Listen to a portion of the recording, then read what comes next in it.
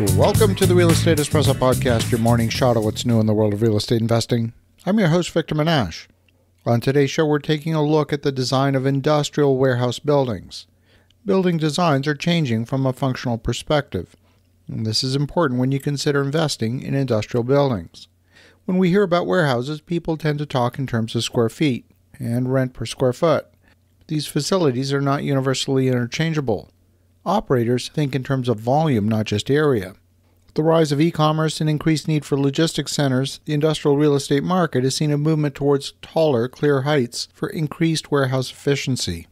Tenants have moved from a desire for overall square footage to cubic space in their facilities. While 32-foot clear heights have been common, there's a new trend increasing the height to 36-foot clear buildings. So what is the optimal clear height for a new development? The building's clear height is defined as the usable height which a tenant can store its product on racking. That figure is measured below any obstructions like joists, lighting, or sprinklers. That vertical expansion to taller clear heights is based on the efficiencies in utilizing more cubic space than just the larger footprint. It's about maximizing volume of the cube. Cubes are units of storage. Taller clear heights allow companies to store more palletized product, which ultimately translates into lower operating costs per square foot. The height of the pallets, or the size of those cubes, can vary. Roughly half of the market uses a 64-inch pallet, but other common sizes include 56-inch and 72-inch pallets. This measurement is the height of the pallet, which indicates the rack size that's needed. Structural pallet racks are designed with spacing between racks at 64, 72, and 80-inch heights. That means the average 32-foot clear height facility can accommodate between 4 and 6 pallets. This kind of storage system allows for maneuverability. You can use forklift trucks and other types of heavy machinery to access what you need. Some of the most advanced facilities use robotics. The cost of developing a building to the 36-foot height is more than just the additional steel and the taller walls. The developer has to consider other factors. In rough terms, for let's say a 300,000 square foot building, the added cost is about $1.25 per square foot for the additional height. It's a generic estimate. It doesn't apply to all markets necessarily. For instance, in areas that are prone to high wind and storms, the wall panels have to be increased in thickness and weight in order to handle the higher wind loads. Construction costs overall are rising nationally, so when you add all these factors together, the additional cost might be at least $1.50 per square foot. But in addition to that, when you have a taller building, you're also going to need to handle heavier load on the floor. That means a thicker concrete slab. Buildings with 28 to 30-foot clear heights would typically have a 6-inch floor slab. A 36-foot building is going to have a 7 or 8-inch slab.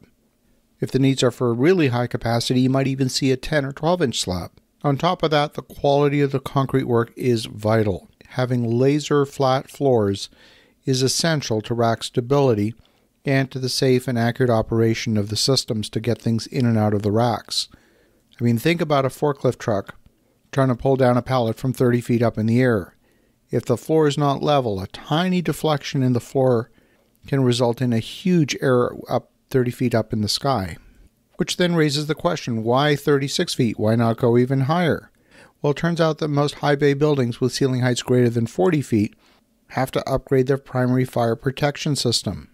Those taller buildings have an increased water demand, and the installation of those systems in buildings taller than 40 feet requires larger fire pumps, larger pump sizes, and the probability that you're going to need larger on-site tanks in order to supply the water in the event of a fire. At those taller heights, you also lose the ability to store some commodity types. So it's not always a case of taller is better. But as clear heights reach 36 feet and racking gets taller, your forklift truck has to have the capacity and the aisle spacing to lift pallets nearly 34 feet off the floor. Mast extensions and battery compartment dimensions on narrow aisle reach trucks can measure up to 10 feet, so the optimum configuration for a distribution center with 36-foot heights is a 56-foot structural bay with 10-foot aisles. So all of these physical dimensions become vitally important.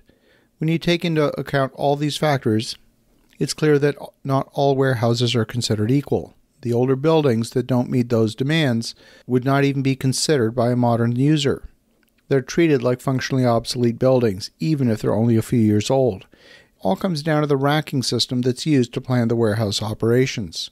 If the concrete slab doesn't have the load carrying capacity, or if the concrete slab is not laser level, the entire building is out of the running for consideration. Knowledge of these logistic details might help answer the question why a large warehouse might be lying empty and a user is building a brand new warehouse next door. So when you perform your due diligence on a warehouse facility, make sure that you take these factors into consideration. As you think about that, have an awesome rest of your day. Go make some great things happen. We'll talk to you again tomorrow.